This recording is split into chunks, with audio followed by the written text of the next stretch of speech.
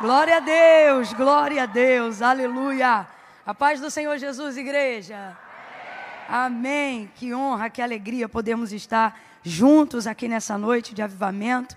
Feliz com o tamanho dessa honra, dessa oportunidade que o pastor Silas me concede. Muito obrigada, meu pastor. O Senhor é uma bênção na nossa vida e na minha principalmente. Deus abençoe todos os irmãos que estão aqui nessa noite.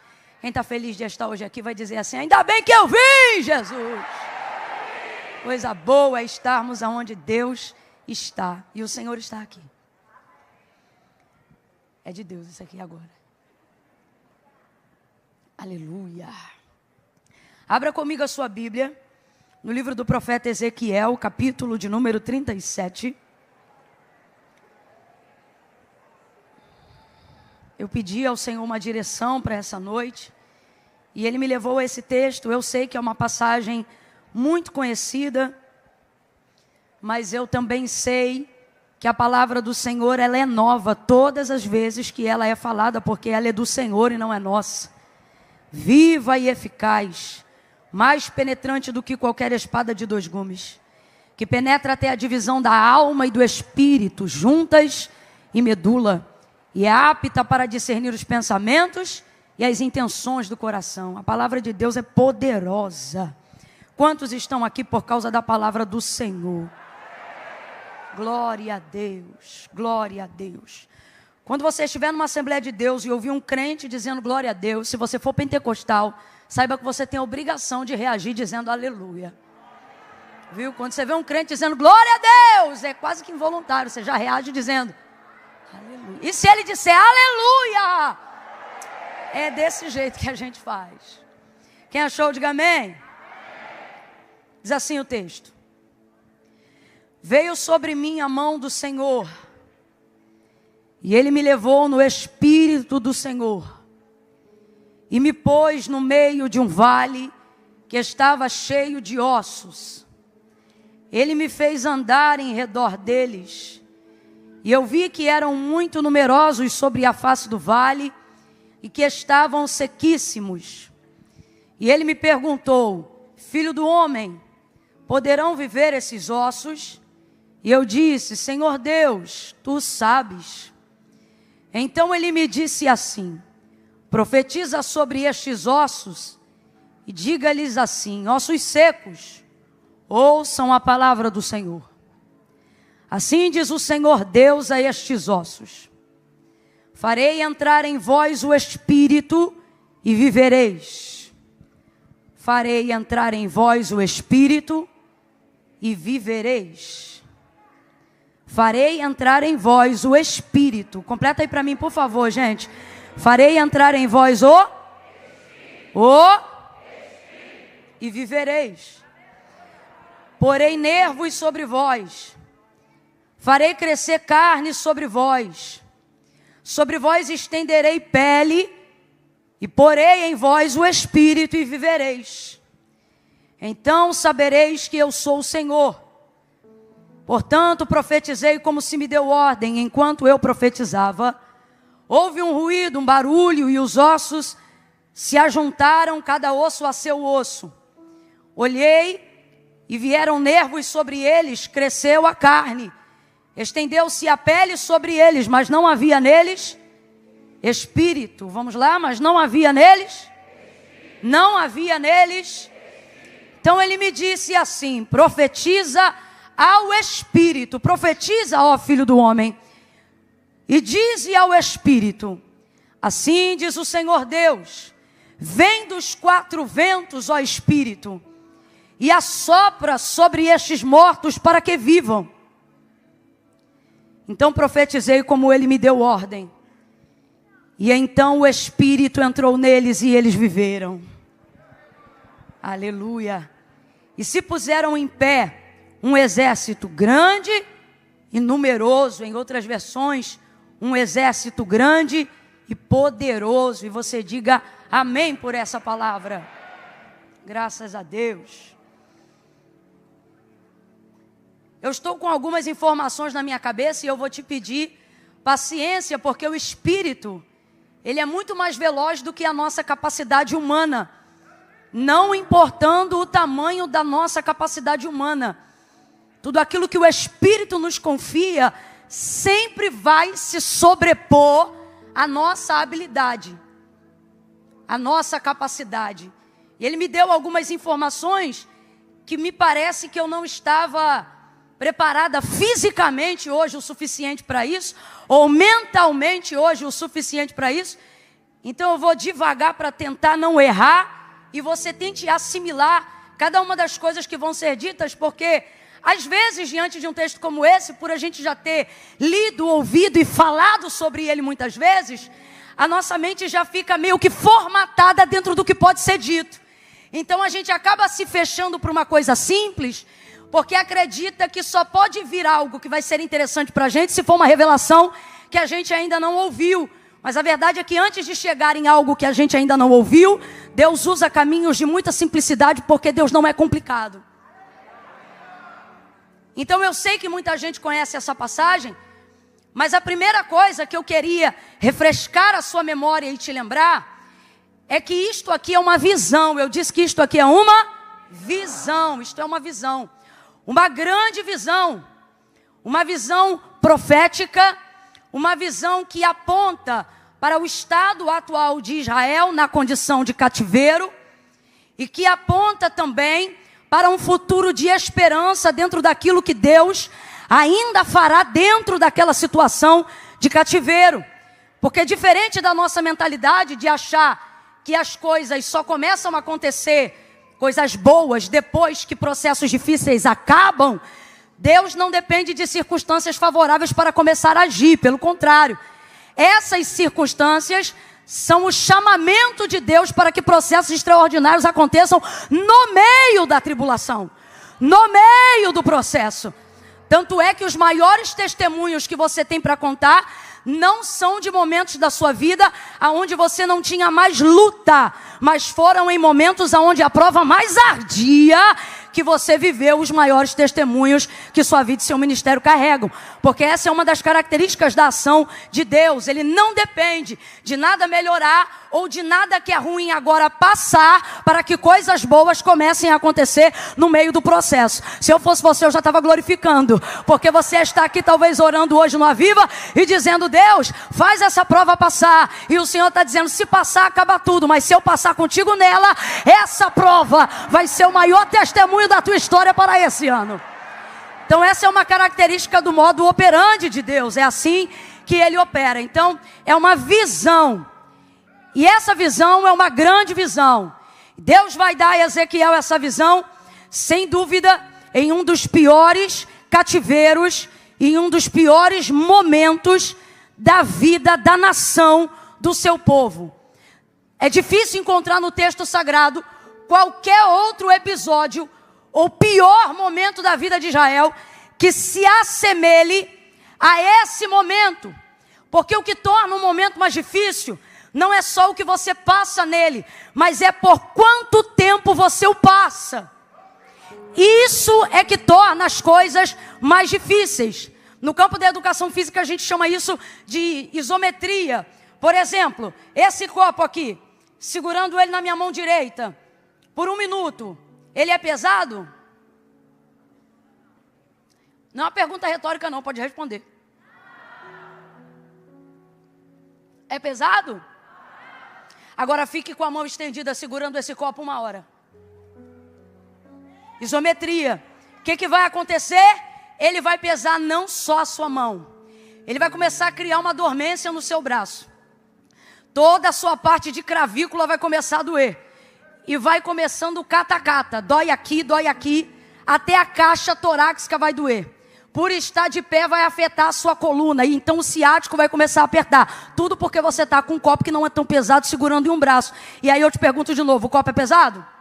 É por causa da quantidade de tempo que você está segurando ele que aquilo vai se tornar uma tortura. Então por isso, o cativeiro babilônico foi sem dúvida o pior momento da trajetória registrada de Israel, não só pela tortura, prisão, morte, luto, entre tantas outras coisas que os cativos passaram, mas principalmente por causa da durabilidade do tempo que eles foram submetidos. E o tempo tem um poder na nossa vida que poucas coisas imprimem sobre nós tanto poder quanto o tempo. O tempo ele faz uma pessoa esperançosa se tornar amarga dependendo do tempo. Salomão ele vai dizer que a esperança que se adia, ou seja, que passa muito tempo para realizar, ela faz adoecer o coração. E quando o coração adoece, a vida adoece, as perspectivas adoecem. É aí que as doenças psicossomáticas chegam. Seu físico é abalado quando seu emocional é abalado. Quando seu espírito está abatido, não há mais força, não há mais vigor, não há mais desejo, não há mais desejo de vida, só há vontade de morte. Foi o que aconteceu com a vida de Jó. Ele não murmurou atribuindo culpabilidade a Deus, mas amaldiçoou até o dia do seu nascimento, não só por causa da perca, mas do tempo tão rápido com que perdeu, e não se sabe em quanto tempo mais ele ficou naquela dor. Então o tempo tem o poder de amargar até o coração mais puro. E é Deus que usa o tempo para isso. Quando o Senhor tira o povo do Egito e vai trafegar com este povo para entrar em Canaã, Deuteronômio capítulo 5, ele vai dizer: eu te coloquei nesse deserto para te humilhar, para saber o que se passava no teu coração. E o que foi que Deus usou para que Israel pudesse manifestar aquilo que estava no coração? Deus não usou propriamente o maná ou a água que saiu da rocha. Tudo isso revelava a Deus no processo. O que Deus usou para que os corações se manifestassem foi o tempo. O tempo. O sábio vai dizer que não é do mais veloz a corrida, nem do mais forte o dia da vitória ou da batalha, mas ele diz que todos, ou seja, o forte e o fraco, o rico e o pobre, estão submetidos ao mesmo fator que tortura, trabalha, treina, humilha ou exalta a todos, dependendo de como eles se comportam e do que ele está falando. Ele diz: tudo está subordinado e submetido ao tempo e à ocasião, ou seja, ao que acontece dentro daquele tempo.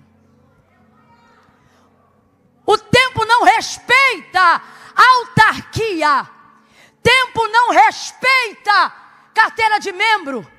Tempo não respeita absolutamente nenhuma das coisas que a gente poderia utilizar para tentar ganhar tempo. Tempo não respeita.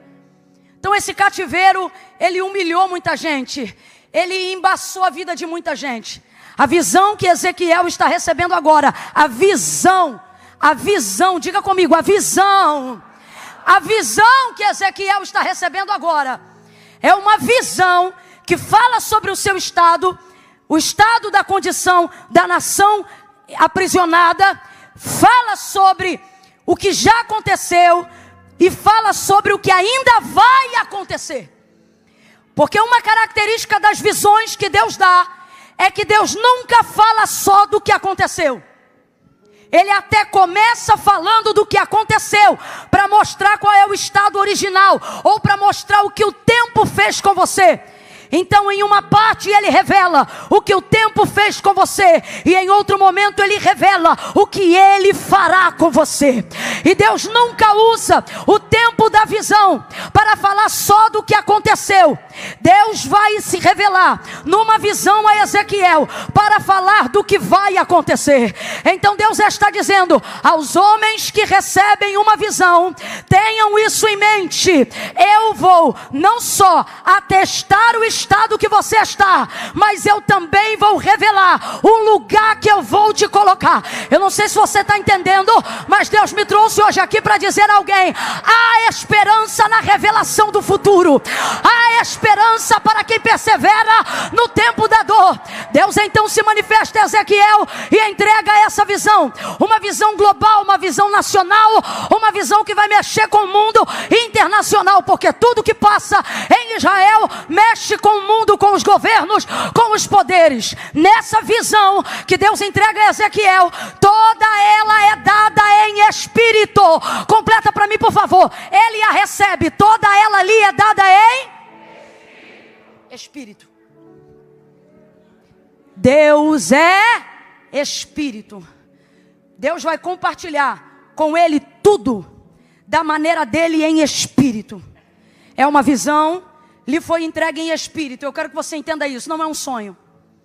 Sonhos podem ter influências espirituais, mas sonhos não são visões. O profeta Isaías vai ensinar aos profetas dizendo: quando vocês tiverem um sonho, não digam eu tive uma revelação, diga eu sonhei. Tudo separado no seu devido lugar. A mulher de Pilatos, por exemplo, estava sob forte influência numa atmosfera espiritual daquilo que estava para acontecer com Jesus. Mas o Senhor não lhe entregou uma visão. Contudo, por causa da influência espiritual da crucificação de Cristo e por ele ser mantido por Pilatos, que era marido dela, a casa dela se conectou a uma atmosfera espiritual e ela teve um sonho, ao ponto que lhe perturbou a alma e lhe tirou a paz. Ela procura o marido dela e ela diz: não entres na questão deste justo, porque nessa noite eu muito padeci num sonho por causa dele. O texto não revela o que ela sonhou, mas o texto deixa claro uma revelação que era verdadeira. Enquanto o homem Cristo estava sendo acusado por crimes que nunca cometeu, mesmo sem ela ter relacionamento com ele, por divina revelação que estava sob influência de um sonho, ela vai dizer e afirmar que ele era justo. Mas eu quero que você entenda, não foi um sonho que Ezequiel teve, foi uma visão. Quando Deus quer falar com homens espirituais, Ele entrega a estes homens uma visão espiritual que vai apontar e vai estabelecer a maneira como nós devemos agir no físico, porque as visões são escassas. As visões vão se tornar completamente escassas nos dias do sacerdote Eli, quando ele tinha os seus filhos como administradores da casa de Deus, Ofni e Finéias. Quem ainda está comigo, diga amém. Naqueles dias o texto diz que as visões eram raras e as palavras de Deus eram escassas. O que o texto está dizendo? Que Deus não se revelava por intermédio de comunicação clara, seja verbal ou visual, diante do seu povo. E por que Deus não se comunicava de maneira clara, audível ou visual diante do seu povo? Porque os filhos de Eli, Ofni e Finéias eram dois prostitutos que prostituíam absolutamente tudo que deveria ser sagrado e santificado, até que depois que Ana entrega o seu filho para ser criado na casa de Deus, Deus vê ali pureza, Deus vê ali integridade, Deus vê ali santidade, Deus vê ali espiritualidade. Então as visões voltam nos dias de Samuel, a clareza volta nos dias de Samuel, a revelação volta nos dias de Samuel. Ele é um menino, mas Deus não confere visões por idade. Deus entrega visões por níveis de espiritualidade. Ele é um menino, mas é espiritual. Ele é um menino, mas é crente.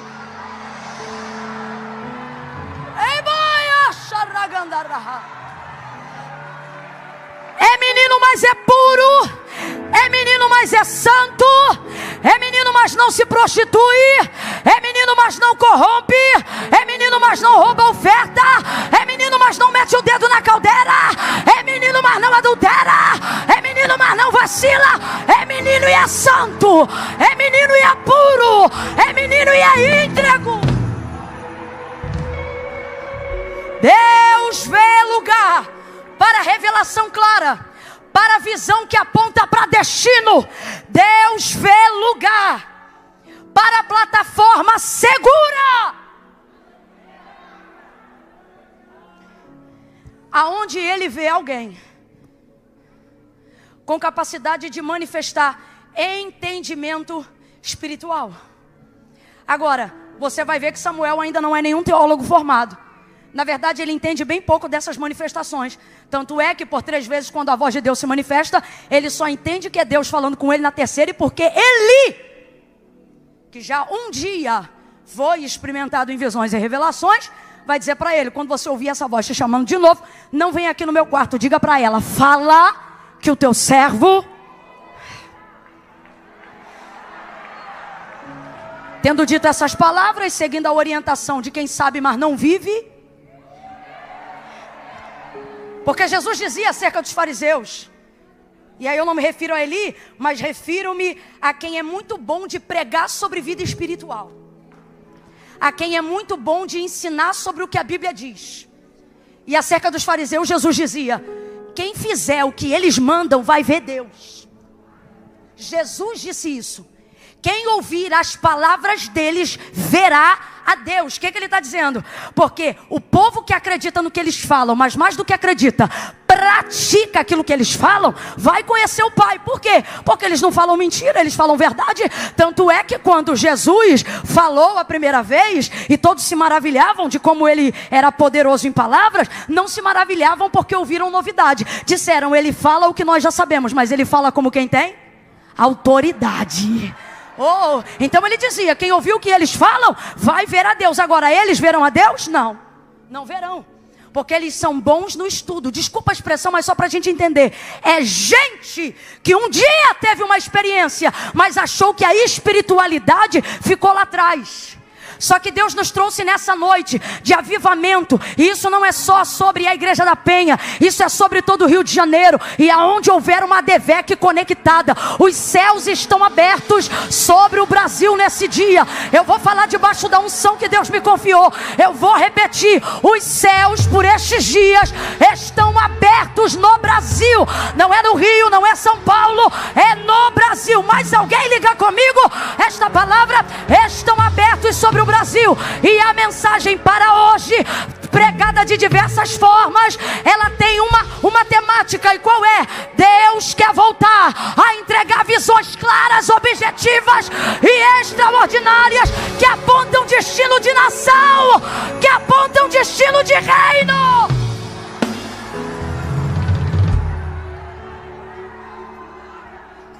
Grite comigo: uma visão. Você não gritou. Ai, Camila, que eu não sou muito de gritar. Veio no dia errado. Diga comigo: uma visão. Uma visão. Deus está dizendo: você não precisa de um exército, você precisa de uma visão. Um exército não dá uma visão, mas uma visão levanta um exército.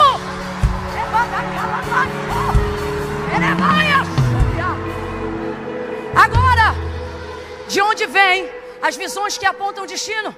De onde vêm as visões que mudam reinos? De onde vêm as visões que determinam quem desce que sobe? De onde vêm as visões que determinam o assentar das cadeiras? De onde vêm as instruções que mudam não só uma nação, mas um mundo inteiro? Vem de Deus.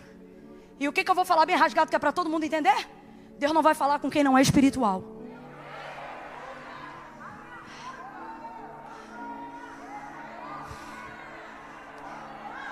Deus nos guarde nessa noite e para sempre. Eu vou repetir isso. Deus nos guarde nessa noite e para sempre da desgraça de viver do seu nome e não conhecer mais a autoridade da sua presença, não conhecer mais o poder, a soberania, a grandeza do Deus que revela a influência espiritual sobre questões físicas, cotidianas e corriqueiras. Eu vou falar como Deus está mandando. Que se volte aqui nessa noite o tempo aonde você saía de casa cantando uma música e você pensava que era da sua cabeça. Quando você chegava, principalmente na época que a gente ainda cantava hino da harpa, quando você chegava: meu irmão, a harpa tem mais de 600 hinos. Aí você pensava: escolhi um, vem cantando ele. Quando chegava o culto abria com a música que você cantou o dia inteiro. Aí alguém pensava: nada a ver, mas você sabia, né? Não, hoje eu estava ligadinho. Deus estava falando comigo. Que volte o tempo aonde o cotidiano revelava a manifestação sobrenatural do Deus Espírito, que fala em Espírito, prega em Espírito, anda em Espírito, ressuscita em Espírito. Ele cura cancerosos no Espírito e isso se revela no corpo. Ele visita os aidéticos no sangue e isso se revela na saúde. A obra é espiritual e quem for espiritual vai receber visão, poder, destino e dignificação. Deixe que riam dos espirituais. Deixe que riam de você que salta da cadeira. Deixe caçoarem da sua língua, que é mais estranha do que as estranhas. Porque enquanto ele fala a mesma língua do dia que ele foi batizado, você já foi renovado para mais de 100 vezes desde que recebeu o batismo. Deixe.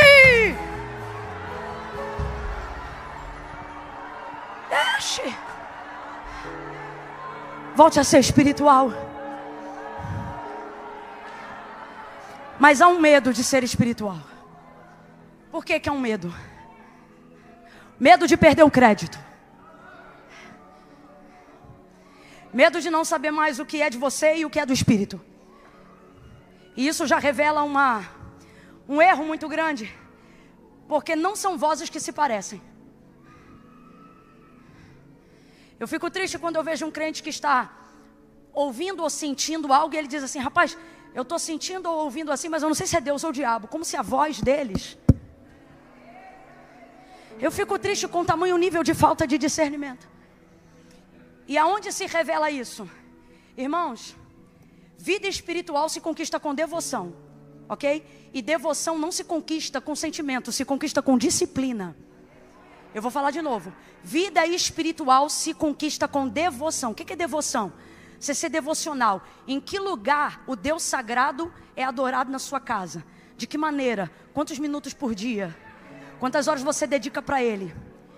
O Deus que se revela pela sua palavra, tal palavra, você só abre ela quando está no culto ou ela tem lugar de fala na sua casa sem culto? É sobre isso que eu estou falando, devoção. Abra comigo a sua boca e diga devoção. Diga devoção. Devoção te dá passe para a vida espiritual, ok? Só que devoção não vem com efusão. Devoção vem com disciplina. Não é sentir para orar, é orar até sentir. Disciplina. Disciplina. E dentro de uma vida devocional, toda a capacidade de discernimento para você saber o que é de Deus e o que não é vem. E por que vem? Porque você começa a desenvolver com Deus experiência, convivência, contato. Abra a boca e diga relacionamento. O problema é que somos bons de buscar a Deus em momentos de socorro. Então só sabemos que é Deus quando Ele age em situações impossíveis. E por que você só conhece Deus quando Ele se revela com milagre? Porque você só busca Ele no socorro e não desenvolve com Ele relacionamento. Porque não tem vida devocional. Vou falar rasgado que é para todo mundo entender. A gente é bom de campanha. A gente é bom de propósito. Agora, pegamos as disciplinas espirituais e começamos a fatiá-las para momentos de angústia. Quando, na verdade, as disciplinas espirituais não deveriam estar estabelecidas ou fracionadas de tempo em tempo. Mas por que elas estão? Porque a vida material, a vida escolar, a vida na faculdade, a vida no trabalho, o CPF, o CNPJ e tudo que envolve a nossa vida ganhou maior relevância do que outrora, quando não tínhamos tantas opções e a nossa prioridade era a vida espiritual. Porque o crente que não tinha nada, ele não precisava escolher, porque ele só tinha Deus. Ele comia do que vinha da mão de Deus, ele passava pela porta que Deus abria. Ele não tinha dinheiro para comprar remédio, então ele tinha que orar para ser curado. Hoje não, hoje tu compra o remédio e toma. Aí se nada funcionar, tu vai para o hospital. Se o médico desenganar, aí você diz: Senhor, meu Deus e meu Pai, eu estou aqui na tua presença e o Senhor já viu que eu tentei de tudo. Deus está dizendo, realmente, vou falar a verdade, irmão, vou jogar limpo hoje, que eu não sei falar mentira.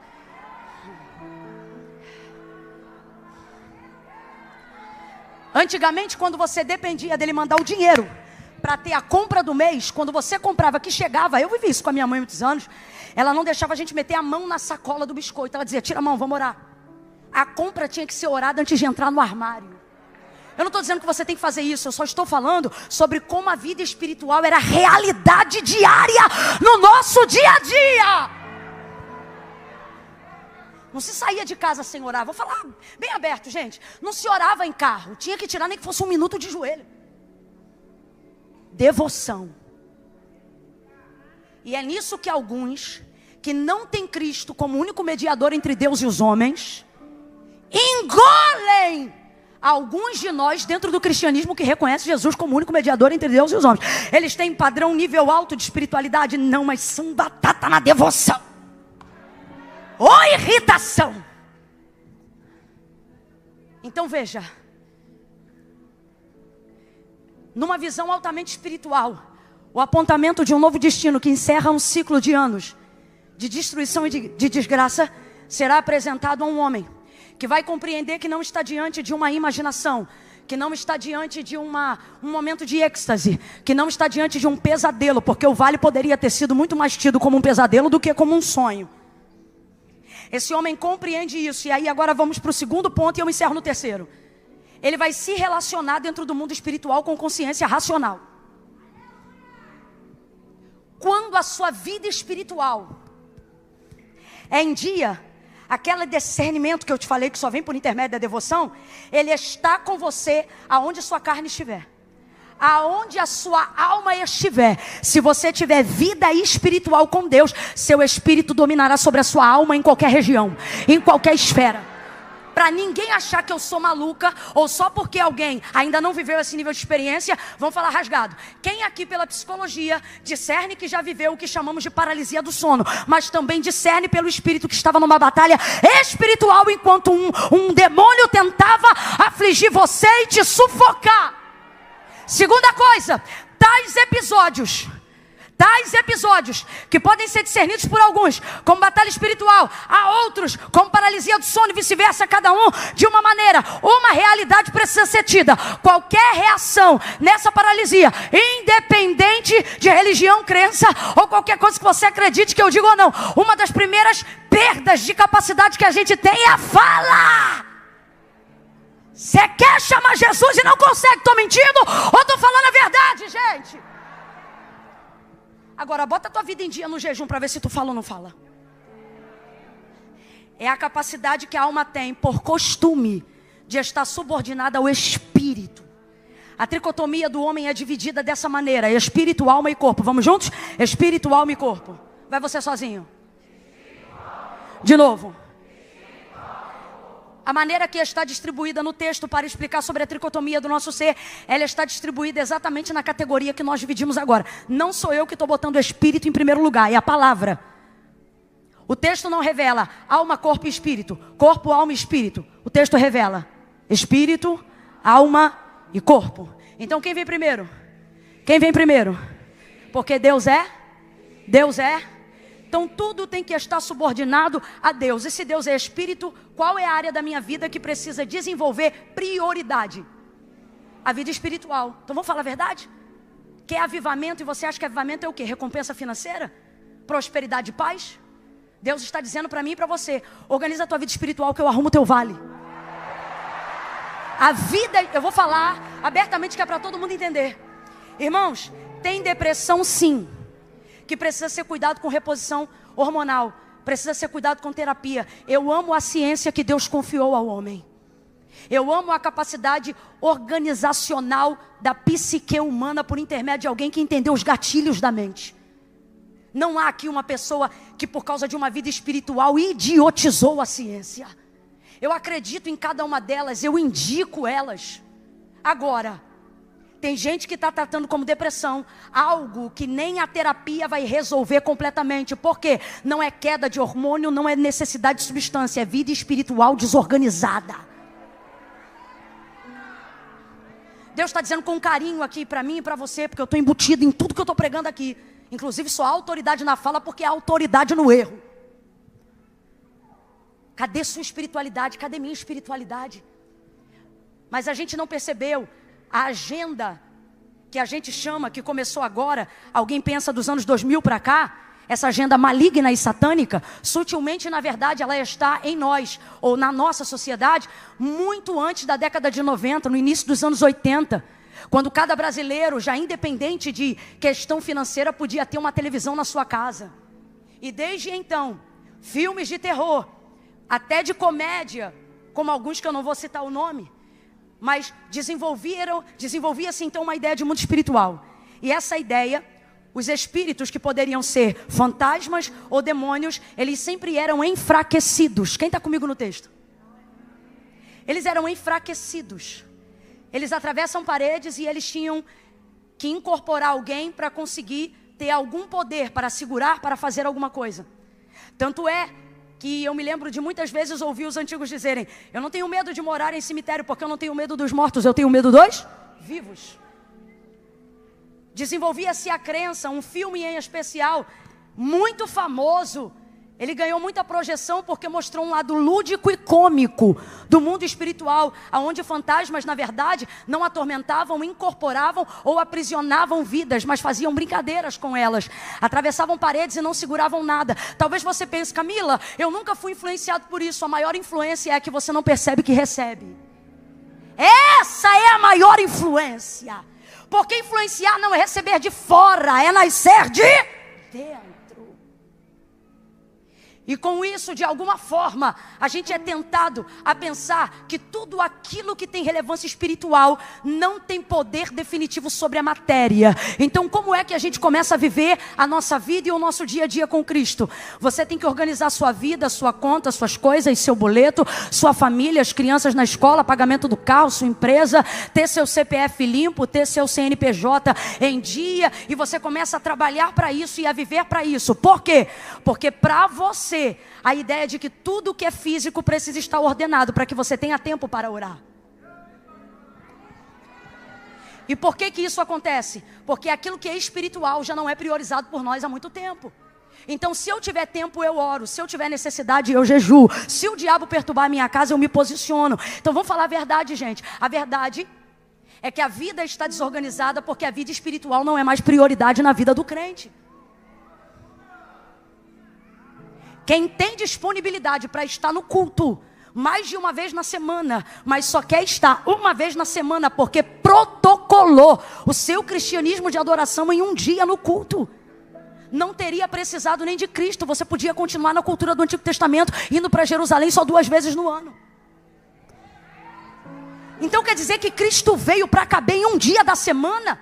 Segundo ponto, se a sua vida espiritual só é revelada e só se manifesta quando você está no culto, você está perdido. Eu estou perdida. A figura de Cristo está sendo desdenhada nos nossos dias. Então há uma incoerência gigantesca. E eu glorifico a Deus porque a disciplina do Senhor é para aqueles que Ele ama. Então eu vejo o seu amor revelado no confronto da palavra nesta noite. E o que Deus está dizendo para mim e para você é: reveja essa incoerência. Porque ou você acredita que a vida espiritual ela deve ter a primazia da sua vida, e assim você para de reclamar de tudo que você não tem, de tudo que você não vive, de tudo que você não conquista. Por quê? Ora, porque a vida espiritual é uma desordem, ela nem é uma realidade, ela é uma filosofia cultural.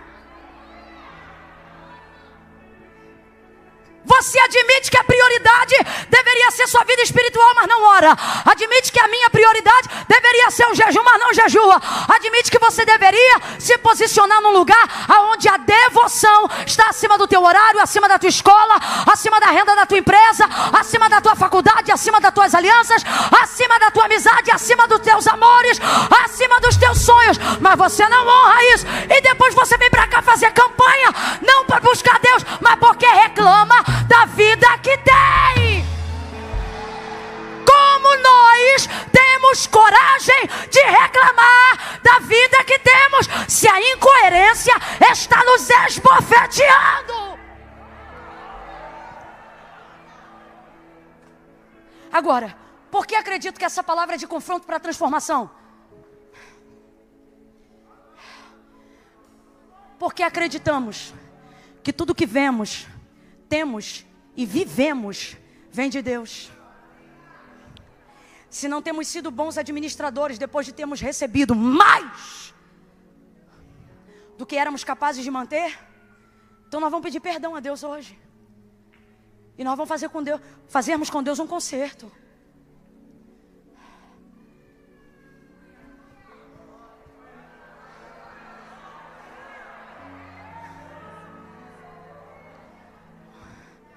Ah, Camila, eu oro, Deus não fala comigo.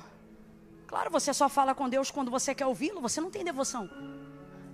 Você não fala com Deus para adorá-lo. Depois quer que Deus te responda. Deus vai dar para ele a visão, coloca ele no meio do vale.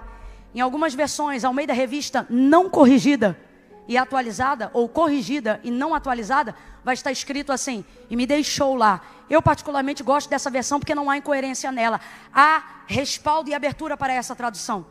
Me tomou, me levou e me deixou lá. E por que eu digo que há respaldo para essa tradução? Terceiro e último ponto. Porque quando o Senhor entrega a visão e coloca Ezequiel no meio do vale, a capacidade racional dele se relaciona com a capacidade espiritual. A gente tem que parar de cometer esse equívoco de achar que por ser espiritual tem que deixar de ser racional, aí fica maluco. Ou que para ser racional tem que deixar de ser espiritual. Isso é a guerra do pecado, porque o diabo não quer que nós tenhamos relacionamento diário com Deus. Agora, Deus vai fazer perguntas e quem vai responder é a consciência de Ezequiel. Ele está numa visão que está em outra dimensão. Quem está acompanhando, diga amém. Só que Ezequiel, num mundo espiritual, responde numa dimensão de consciência racional. Ele não está dopado. Ele não está em estasia espiritual. A racionalidade que Paulo prega sobre o nosso culto está em Ezequiel na hora da revelação. E então ele pergunta: filho do homem, poderão viver esses ossos? Ele sabe que é uma visão, mas ele não se emociona. Aleluia. Jeová, pode? Não. Racionalidade dele, está vendo o vale, sabe que não tem poder sobre o vale, mas sabe que Deus tem poder sobre qualquer coisa. Então ele vai responder de acordo com a sua racionalidade, mas ele está num ambiente espiritual. Vamos lá, ele está num ambiente espiritual. O que eu estou dizendo para você? O que Deus está dizendo para mim? Quanto mais você busca, você não fica mais louco, você fica mais são. Mas que caia por terra todo o sofisma do inferno. Que quem tiver vida espiritual ativa vai ficar maluco, vai ficar internado. Tua língua estranha não vai te deixar maluco nem internado. O próximo passo será interpretação.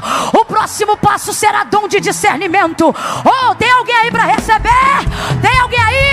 Eu vou repetir. Tua vida espiritual não vai te deixar maluco, vai te deixar cheio de sabedoria, cheio de discernimento, cheio de direção de Deus. Tem alguém aí para receber? Tem alguém aí para usar consciência e tomar posse no mundo espiritual? Aleluia! Aleluia! Oh, aleluia! Com a consciência ele responde sem emoção. Tem emoção aqui não, meu irmão. Só tem vida espiritual e vida racional. Senhor Deus Jeová, tu sabes. Tu sabes. Então o Senhor diz assim para ele, usando a consciência dele. Porque Deus é espírito, eu sou espírito, alma aí. Então vamos lá, Deus é? Mas eu sou o quê? Deus é o quê? Mas você é o quê? Deus sendo espírito, faz o que quiser, do jeito que quiser, na hora que quiser. Eu não. Eu tenho que organizar as coisas que Deus faz em mim. Então ele fala no espírito. No espírito eu recebo, mas executo na racionalidade. Filho do homem, é Deus espírito falando com ele. Poderão viver esses ossos? Na racionalidade, porque ele é homem, não é Deus, ele responde. Senhor Deus, tu? Então profetiza. A impressão que a gente tem, por causa da emoção, e de achar que espiritualidade tem mais a ver com emoção, só que espiritualidade tem mais a ver com racionalidade do que você imagina. Ai, olha que forte. Deus disse profetiza e ele começou a profetizar. Oh, mano, você leu comigo. Calado ele estava, calado ele ficou. Por quê? Porque eu não vou profetizar segundo uma palavra que eu estou imaginando. Até porque a realidade na visão desse vale é desordenada, é horrível. Eu não vejo em mim capacidade e habilidade para desenvolver nada nesse vale. Então ele disse profetiza, mas ele estava esperando o que Deus ia mandar ele profetizar. Então guarde isso. Quer ter uma vida espiritual profética ativa? Não profetize o que você sente. Só abra a boca quando Deus te entregar a palavra. Profeta de verdade não inventa nada. Profeta de verdade, ele desenvolve a capacidade de repetir o que a palavra já disse. Aprende a liberar a palavra. Aprende a falar o que Deus já disse. Aprende a... Meu Deus, estou sentindo uma graça de Deus tão grande aqui. Bota a mão no ombro do vizinho, vai, mexe com ele. Bota a mão no ombro da vizinha, vai. Vai. Camila, ele não está com cara boa não. Mostra para ele que profeta não tem medo de cara. Bota a mão no ombro dele e diz assim, repete. Fala, repete tudo que Deus já te disse. Se ele disse eu vou salvar o teu marido, tu vai andar pela casa dizendo Deus vai salvar o meu marido, Deus Deus vai salvar meu marido. Se ele já disse, eu vou fazer do traficante um evangelista, anda pela casa dizendo, o meu filho não é traficante, ele é um evangelista. Abra a tua boca e profetize. Abra a tua boca e libere a palavra que Deus já te entregou.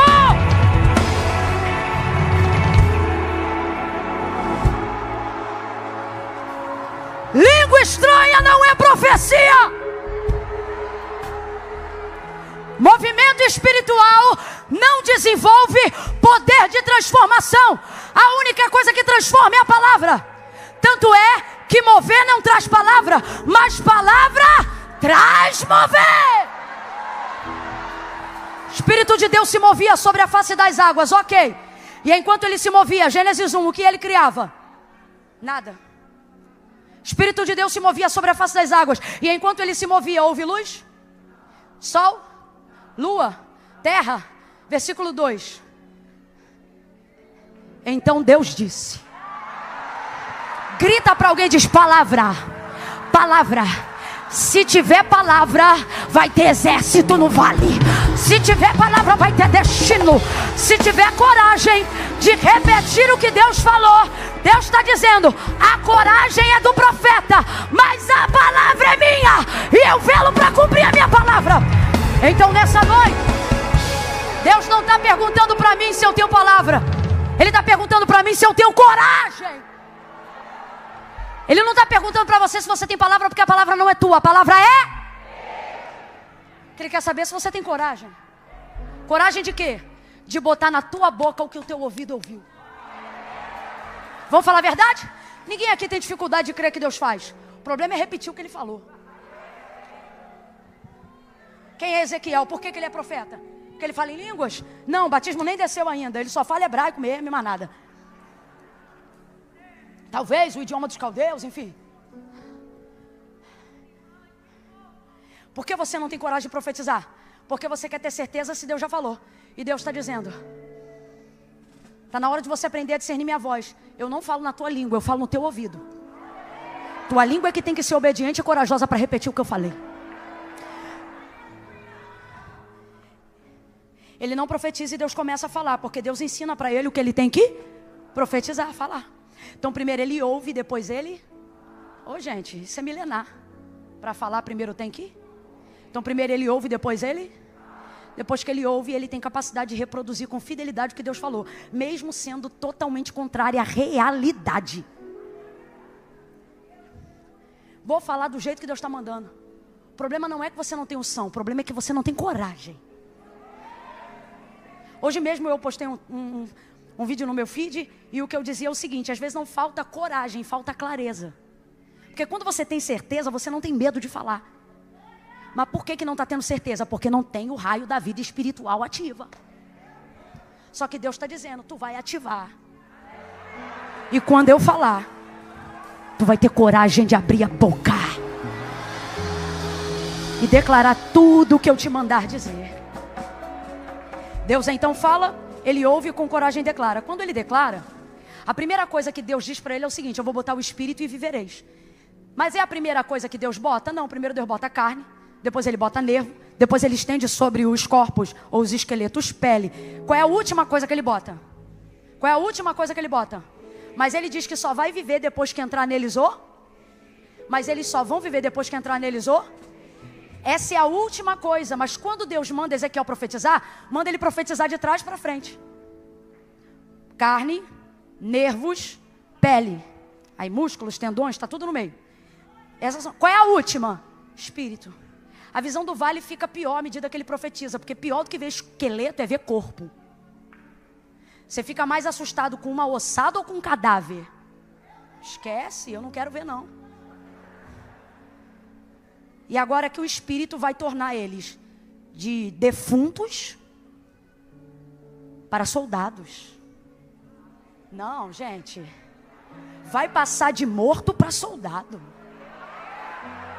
Vai passar de morto para valente. Talvez tenha alguém do teu lado que você diz, Camila, parece até morto. Antes do avivo acabar, vai sair daqui marchando. Eita glória! A palavra de Deus tem esse poder.